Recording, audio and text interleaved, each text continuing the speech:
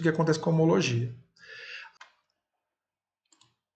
Ainda pensando na questão da morfologia e a sua relação com a ancestralidade comum, portanto, com a evolução das espécies, uma outra questão que pode ser utilizada é a similaridade que embriões, né, de diferentes vertebrados compartilham. Então, por exemplo, se a gente analisar os padrões, né, de modificação morfológica ao longo do desenvolvimento ou da ontogenia de diferentes vertebrados, a gente consegue notar que há uma similaridade entre várias espécies diferentes de vertebrados, principalmente nos estágios iniciais, né, do desenvolvimento. E aí, à medida que vai ocorrendo, né, a diferenciação histológica e orgânica, é possível se diferenciar alguns embriões. Mas vejam que embriões de humanos e macacos são muito mais similares entre si do que, por exemplo, humanos com tubarões. Apesar de que, né, tanto humanos quanto chimpanzés apresentam, né, morfologias embrionárias muito similares nos primeiros estágios de desenvolvimento. Se a gente analisar aqui os padrões embrionários, a gente nota que vai havendo modificação. Por exemplo, quando a gente compara tubarão e salamandra, você tem aqui similaridade praticamente até a estágios mais finais, né? E assim por diante. Quando a gente analisa filogeneticamente, né, as relações evolutivas entre esses diferentes vertebrados, a gente vai perceber que tubarões ou peixes, né, eles se encontram em níveis mais basais, né, em grupamentos mais basais da história evolutiva. E humanos e chimpanzés em ramos mais terminais. Pensando nisso, Haeckel ele propôs uma lei dentro da biologia que a ontogenia recapitula a filogenia, ou seja, a partir das similaridades morfológicas, né, que embriões de diferentes espécies apresentam, é possível contar também história evolutiva. Isso vale para alguns aspectos, não vale para outros, né? Então a gente tem que tomar cuidado com essa generalização dessa lei proposta pelo Haeckel, certo? Partindo agora para a finalização da aula, a gente viu de que maneira a gente consegue encontrar evidências evolutivas, né, em espécies vivas, utilizando, por exemplo, fontes de variação, fontes genéticas, moleculares, fontes morfológicas de variação, dados de morfologia e também informações do registro fossilífero. Também vimos, né, várias etapas, né, várias provas que os organismos compartilham ancestral comum, certo?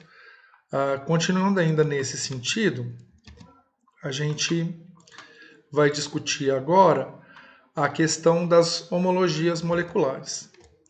Da mesma forma que existem homologias morfológicas entre os organismos, é possível que a gente detecte, né, entre organismos diferentes, similaridades e diferenças entre as informações em sequências de DNA, de proteínas, e a isso a gente dá um nome de homologia molecular, certo? Obviamente, quanto mais similar for uma sequência de aminoácido ou uma sequência de proteína, maior a proximidade evolutiva entre dois organismos, certo? Então, um exemplo aqui é o que acontece dentro do grupo dos primatas. Então, se a gente analisar aqui essas sequências já alinhadas para diferentes espécies de primatas, e aqui eu gostaria de destacar as espécies 1, 7, 8 e 9, certo?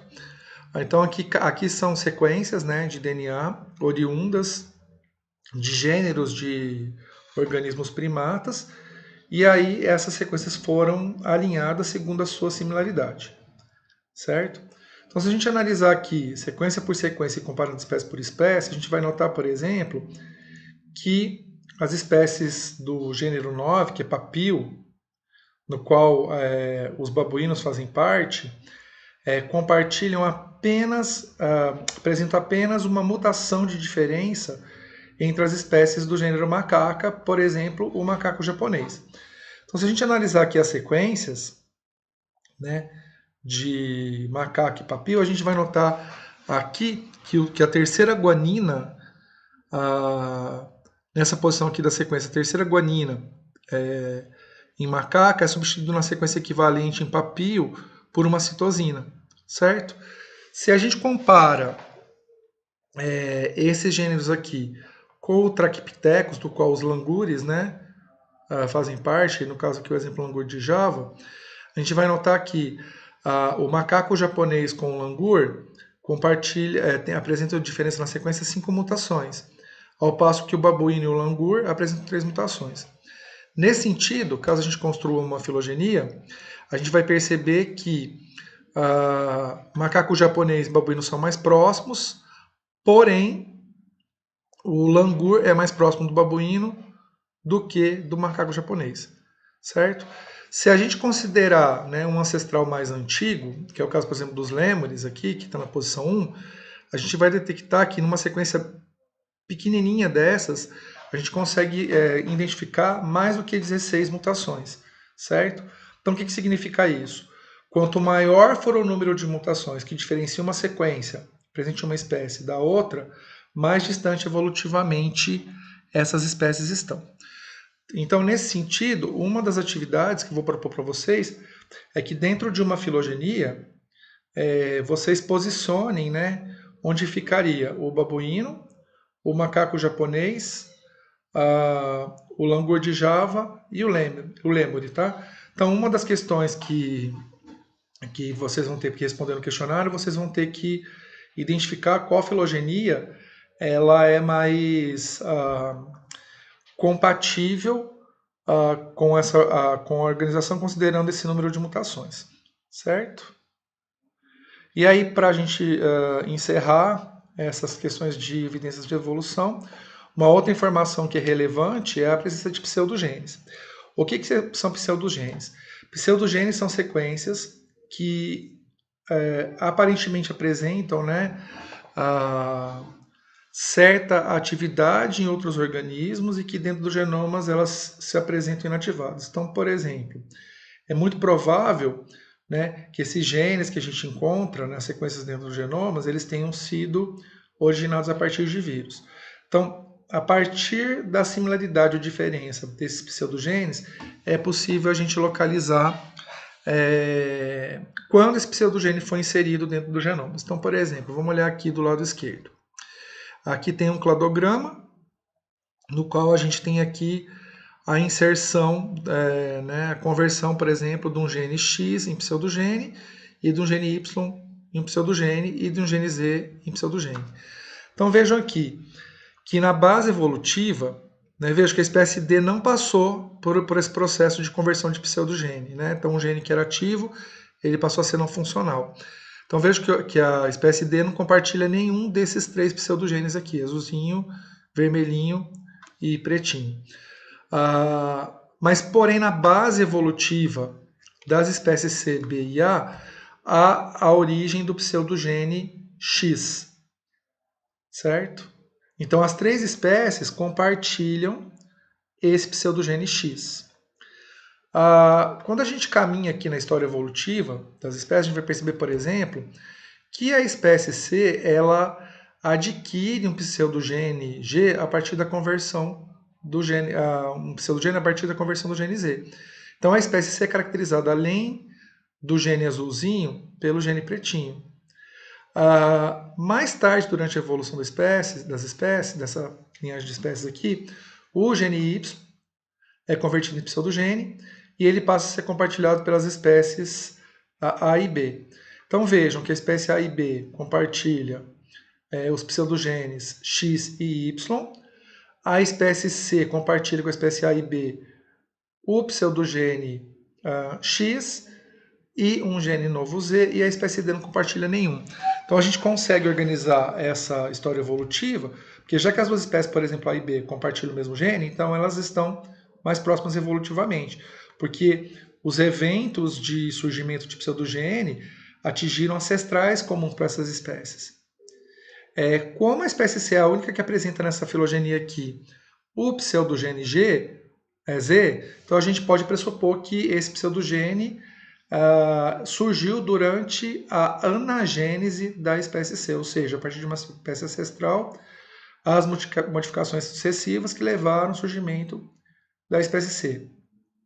Como a espécie D não apresenta nenhum, quer dizer que ela não participou da linha evolutiva aqui, porque esses eventos foram posteriores à origem, né, do ancestral da espécie D, certo?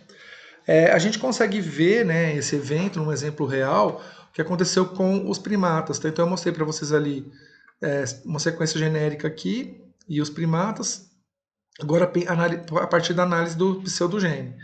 Então vejam aqui, quando analisa essa linhagem, vejam que tem um pseudogene que surge aqui, então que você tem a filogenia, né? Então você tem humano, chimpanzé, gorila e orangotango. Então vejam, essas 4 espécies compartilham o pseudogene 6, que eu vou chamar aqui de 6, tá? Então todas elas têm um ancestral. Então a origem desse pseudogene tem a ver com o surgimento dele no ancestral das 4 espécies. Ao longo da história evolutiva, eu só detecto, né, um pseudogene único, né, que é o caso, por exemplo, do pseudogene aqui Z, nessa história evolutiva, em orangotango. Então, como o orangotango é o único que apresenta esse pseudogene, ele é mais diferenciado.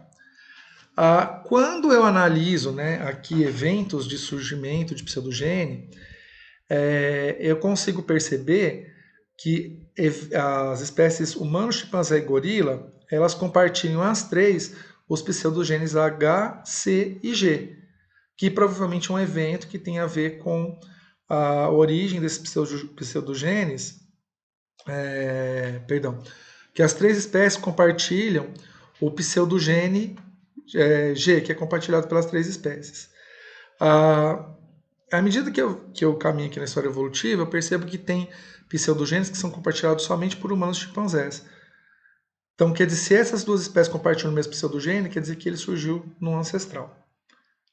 Certo?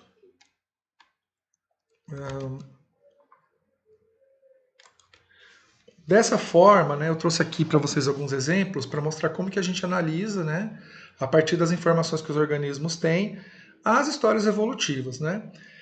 Essas informações que a gente obtém a partir do organismo e que permitem, né, a gente inferir e propor cenários evolutivos e até tentar descrever uma dinâmica evolutiva, a gente chama de evidências de evolução. As evidências de evolução, elas são peças-chave para que a gente prove que a evolução é um fato científico e não simplesmente uma teoria ou uma hipótese. Mas, por outro lado, também, a partir das evidências evolutivas, a gente consegue propor, né, consegue analisar o cenário teórico da teoria estética evolutiva, na qual a evolução ela é fruto da ação de 5 diferentes mecanismos evolutivos.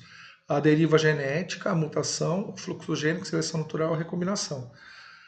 Mutação e recombinação têm uma relação com a origem da variabilidade nos organismos. O fluxo gênico é um mecanismo que está relacionado ao intercâmbio de variabilidade, né, que surgiu por mutação ou recombinação em populações diferentes, e a partir do fluxo é possível que essas variantes elas sejam intercambiadas. E a deriva e seleção natural são processos que atuam na modelagem dessa variação que existe nas populações, certo? As evidências evolutivas me permitem identificar, por exemplo, se determinada espécie ela evoluiu pela ação, por exemplo, da seleção natural ou pela ação da deriva. Né? Quais foram as mutações que ocorreram que permitiram uma espécie A se diferenciar de uma espécie B? E essas questões aqui vão ser foco das nossas próximas aulas.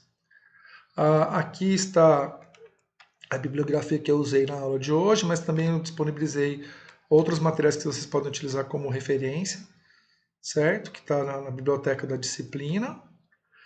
E gostaria muito de agradecer a atenção de vocês até agora e aguardo vocês para um próximo encontro, tá?